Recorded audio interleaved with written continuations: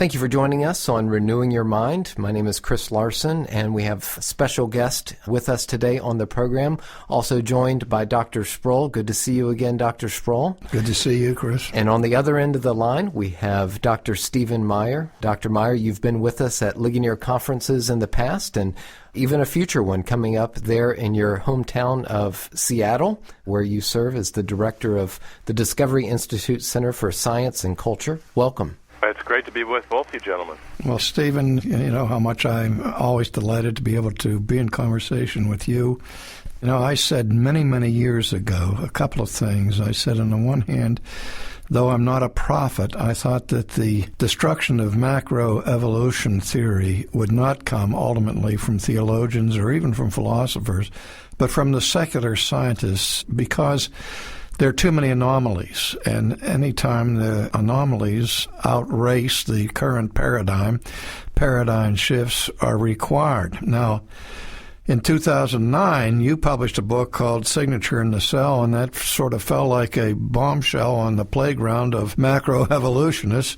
And your most recent work, Darwin's Doubt, makes that bombshell seem like a cherry bomb by comparison. This new work is really a tour de force and has already attracted the attention of the New York Times and other major entities. Can you tell us a little bit about the major thesis of Darwin's Doubt, your latest book, Stephen? Right, absolutely. And the title's a great place to start. The book tells the story of a doubt that Darwin had and what's become of it. And in a sense, the story of what's become of it is affirming of your prophetic intuition that within the ranks of evolutionary biology itself, there is now a tremendous skepticism being expressed about the creative power of the mutation selection mechanism, the standard mechanism that is part of a modern neo-Darwinian theory. But getting ahead of the story starts in the 19th century with Darwin himself. The first line of the book says that when Darwin finished his masterpiece, The Origin of Species, he thought he'd explained every clue but one. And the one clue that he knew he hadn't explained had to do with an event in the remote past called the Cambrian Explosion, in which the major groups of animals first arise and are recorded in the fossil record, and they do so very abruptly, very suddenly or discontinuously, in contrast to what Darwin expected, because he thought the mechanism of natural selection acting on random variations would necessarily have to act very slowly and gradually, that the variations needed to be incremental and small so you didn't produce greatly deformed animals that wouldn't survive. He thought his mechanism must take a long time, must work very gradually, and yet what he knew from the fossil record is that the first groups of animals appeared suddenly and within a fairly narrow range of geologic time. So it was for him a puzzle, and he expressed this right in The Origin of Species and said that the Cambrian Explosion posed a valid objection to the views here entertained. And so that's Darwin's Doubt, and what I do in the book is I really tell the story of what's become of it, but I tell it as a mystery story. And there are two main mysteries. One is the mystery of the missing ancestral fossils, those expected forms on Darwin's theory that he should have found and paleontologists should have found in the lower Precambrian layers. But then I also look at a second and more profound mystery, which is essentially an engineering mystery. How would the evolutionary process build something as complex as these animals, especially what we know now about the importance of genetic and other forms of information necessary to build and maintain any animal form? Yeah, those are the two questions that you address, and you address them so comprehensively that I don't think anybody's done that detailed a study of this issue ever. And, you know, again, if I go back many, many years, I used to say about the issue from a philosophical perspective, Stephen, that in the final analysis, the question of macroevolution is not a biological question, it's a historical question. It's not what could have happened, but what actually happened was the issue. And again, about 3 decades ago, there was a major colloquy held in the Soviet Union of leading biologists from around the world, and they were very sanguine about their conviction of macroevolution. And they said the only problem they had was the problem of the fossil evidence. And I remember reading that. I said, what other evidence is there? You know, that's where it all stands or falls, it seems to me, as a historical problem, because nobody was writing books about the gradual changes by natural selection on biological evolution thousands of years ago. So the fossil evidence is where it is. And this is where you expose the critical weakness of the macroevolutionary position. I also noticed, Stephen, that the thing that I appreciate so much about you is that you did your doctoral work not just in bare philosophy, but in the philosophy of science. And what I see so often is the failure of people to understand the philosophical presuppositions that function in the realm of natural science. And you are one who's been able to point out those presuppositions so beautifully. Well, and one of the things I looked at in the work that I did in grad school in the philosophy of science was the type of historical scientific reasoning that scientists used. And Darwin was a pioneer in this. It's something for which I appreciate him. Darwin knew, and historical scientists generally know, you can't make trilobites reappear in the laboratory. So this is not the kind of science that allows you to replicate events under controlled laboratory conditions.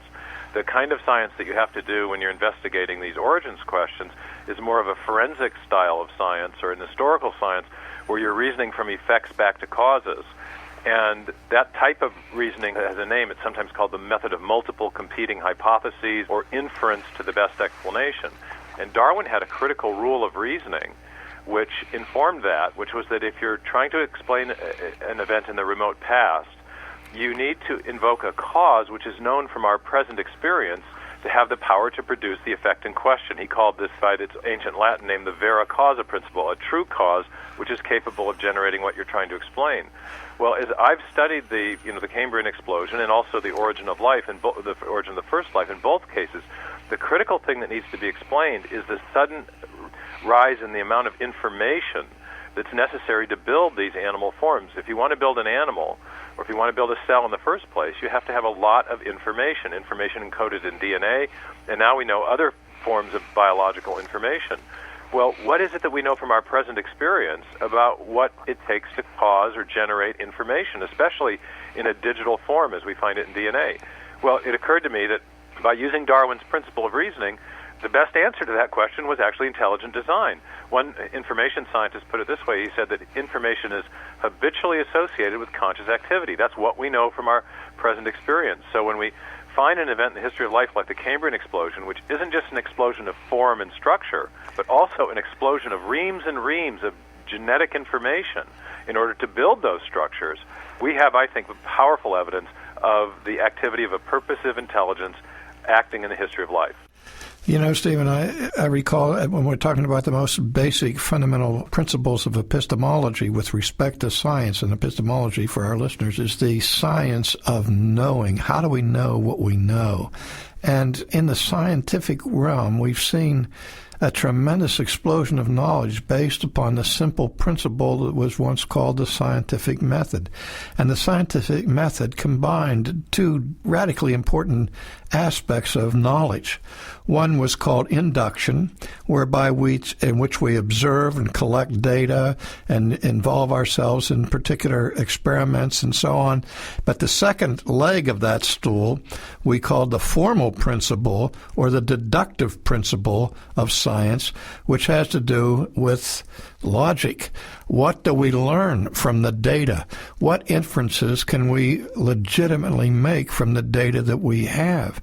And what I've seen in this basic struggle about macroevolution, Stephen, is some wild violations of the fundamental principles of the laws of immediate inference, so that there's a weakness on the secular side of understanding the formal foundation for science, the rational or the logical. Do you see that too? Well, I do. I also see just a basic problem in informal logic, an informal fallacy that runs throughout much of evolutionary thinking, and it's the fallacy of begging the question. And the way it works is this, is that since Darwin's time, I think Darwin developed a wonderful scientific method for investigating the remote past. It, by the way, uses a form of inference that C.S. Peirce, the great American logician, categorized as abduction, and that's where you reason from effects back to causes, and there are rules that govern when you're doing that in a legitimate way and when you're doing it in a fallacious way. But the informal fallacy that runs through so much of Darwinian thought is actually, it comes in the form of a convention. It's the idea that if you're going to be a scientist, you must limit yourself to strictly materialistic explanations.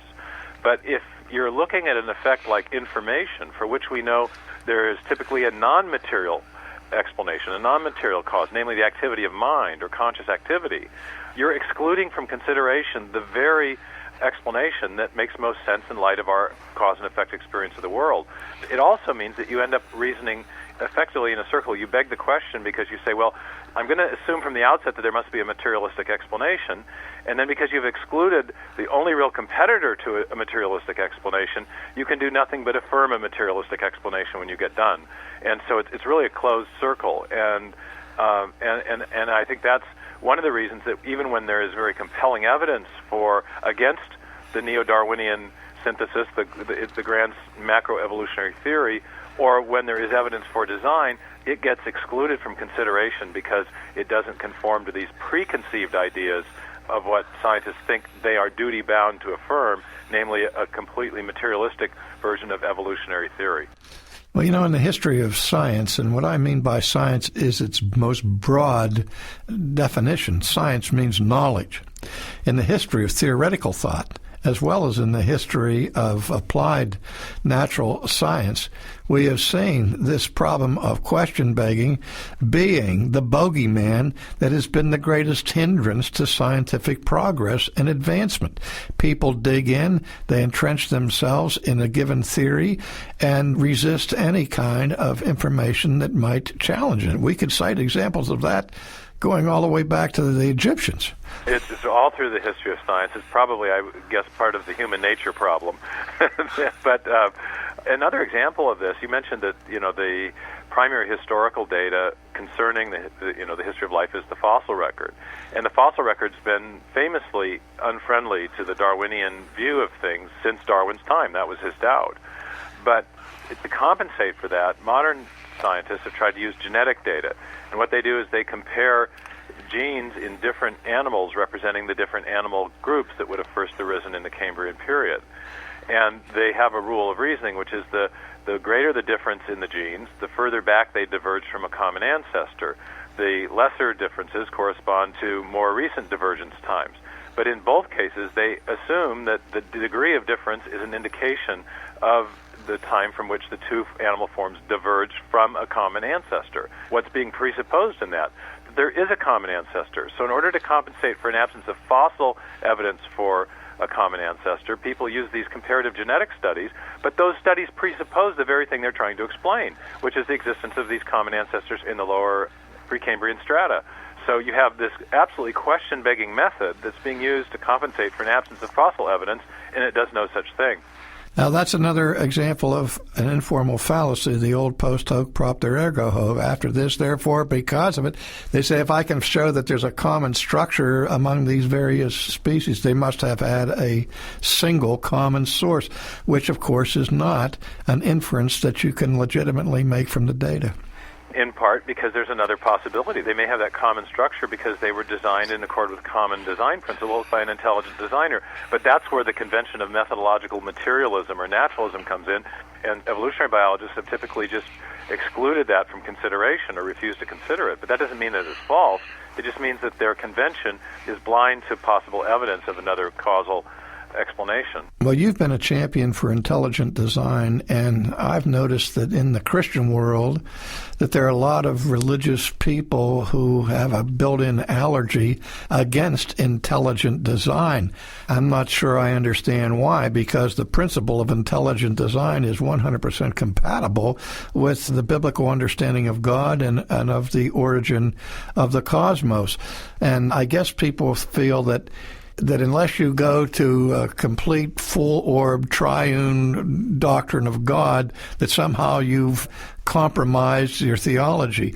But the whole issue between naturalism and supernaturalism focuses on that question. Is the universe in which we live the product of intelligent design or not? It's an important worldview-sensitive question. Every worldview has to answer the question, what is the thing or the entity or the process from which everything else came?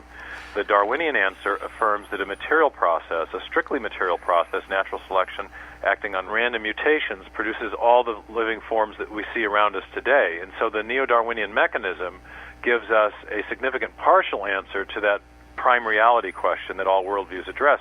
Conversely, intelligent design affirms that a purposive intelligence was necessary to explain the living things we see around us. And also, if you take the design argument into cosmology and physics, as we do, we also see that there's evidence of design from the very beginning of the universe, built into the fabric of the universe in something called the fine-tuning of the laws and constants of physics and the initial conditions of matter. And so I think there's a very powerful... I don't think that intelligent design proves God's existence, but I think it has powerful theistic implications in that traditional Judeo-Christian theistic worldview affirms that the world is the product of a divine mind and therefore of a purposive intelligence. And so what we see is the theory of intelligent design is affirming a key tenet of the biblical worldview. One of the Psalms says that in wisdom thou hast created all things, and intelligent design is affirming, yes, there is wisdom, intelligence involved in the origin of all these things that we see around us. And therein is the rub, because this is what the naturalist cannot tolerate. There is no room in the naturalistic worldview for a pre-existing mind, and that is the central key issue in this conflict of visions that we see it playing out in our culture, in this worldview divide that we see in the culture, especially in the universities, which are so dominated by the materialistic worldview. And so intelligent design, people on both sides understand the larger worldview issues that are at stake. That's not to say that intelligent design is a theological or philosophical theory. It's based on scientific evidence. It's based on a standard method of scientific reasoning, but it does have larger, I would say, theistic implications, just as Darwinism has larger materialistic implications. Yes, and if you rule out that possibility at the outset, you're not being scientific. I think you're being profoundly irrational, actually, because what we really want to know is not what is the best materialistic explanation that we can come up with. We want to know what is the best explanation in truth. What does the evidence say? Is there evidence for a pre-existing mind having acted, or for strictly material processes? That's a very interesting and important question. It's an ancient question. It goes all the way back to the Greeks, as you mentioned. And there were both Greek materialists and they were philosophers called them idealists who believed that there was a mind. The Plato-Aristotle strain of thought that there was a pre-existing mind, and they associated that mind with their conception of God. So this is an ancient issue. Is it mind first, shaping matter, or is it matter first, organizing itself? And intelligent design affirms the former position, and therefore it's very friendly to theism, including Christian theism. If I might just quibble with you for just a second, I don't think it's simply a question of being irrational. I think it's a matter of being anti-rational. I think that's a good point. What I've argued, and I often say that if you exclude from consideration one of the two possible answers to this great question of origins, then you're committing yourself to a sub-rational historical biology. There's no way you can guarantee that your inferences that you're drawing from the biological evidence are getting at the truth, because you've refused to consider one of the possible true answers to the question that you've posed. And when we apply these issues to questions of cosmology, as you're well aware, people like Dawkins and elsewhere, they end up advocating theories, one way or another, of a universe or a cosmos that creates itself out of nothing. And they want us to believe an absolute absurdity. For something to create itself, it would have to be before it is. It'd have to be and not be at the same time, the same relationship. This something out of nothing, and not just something out of nothing, but everything out of nothing, is the great magic. It's the rabbit out of the hat, without a rabbit, and without a magician. And no hand, yeah. Exactly. I mean, and they want us to accept that as science? Good heavens. There's a book by roughly that title. I don't have an exact title. I think it was Something from Nothing. It was written by the physicist Lawrence Krauss. And it was panned by a leading philosopher of physics, David Alberts, who himself is an agnostic and no friend to intelligent design or theism generally.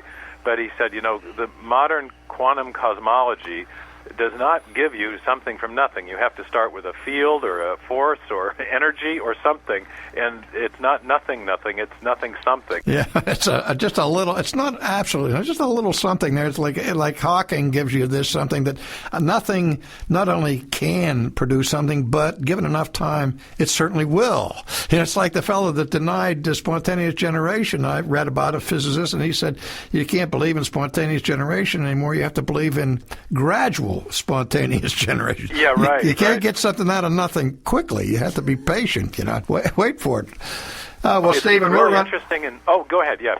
I was just going to say we're running out of time, but I am so delighted with the work that you have done and continue to do, and you really have been a Daniel in a lion's den, and I applaud you for being willing to be a lightning rod to take all the hostility, and the fact that you're getting so much hostility is good news. That means you've really stirred the pot, and that you're forcing people to give intelligent answers to the intelligent questions and the problems of anomalies that macroevolution has not been able to answer, and I don't think they're ever going to be able to answer it.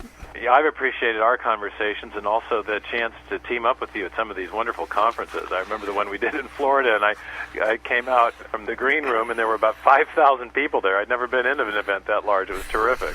Well, you were terrific there, too. We very much appreciated it. Chris? Dr. Meyer, thank you so much for being with us today. For our listeners who are enjoying this program, you can give us a call today at 800-435-4343, and we've got a copy of Dr. Meyer's book available for you. It's yours for a gift of any amount to the ministry. Both of you gentlemen care deeply about encouraging Christians, and Dr. Meyer, as a professing Christian and also as an accomplished scientist, just in closing, as we see a lot of the secular consensus about Darwinian theory evaporating, what would you say to just the average Christian listening to encourage them in their faith? Well, I would say don't be intimidated by the alleged indisputable body of fact that seems to challenge your worldview, because there's so much evidence now that supports broadly theistic understanding of nature. I don't think you can get all the way to the gospel from looking at evidences in nature. Not all advocates of intelligent design are Christians like I am, for the simple reason you don't have to be a Christian to see the evidence. But I do think that the evidence from nature is affirming that there is a purpose of intelligence, and of course as Christians we would associate that with God, and I think there's other good reasons to do that. But the secular consensus about neo-Darwinian evolution is unraveling. One of the things I discuss in the book is the many attempts that are being made to come up with new theories of evolution, and I critique those as well. So the whole field is in ferment. It's no time to feel defensive, but rather to see that there really is powerful evidence for design, and that's something that has powerful affirmative implications for people of faith. Well, thank you, and may God continue to bless your labors. Thanks for having me on. You bet, Stephen. Bye now. Bye-bye. Take care, guys.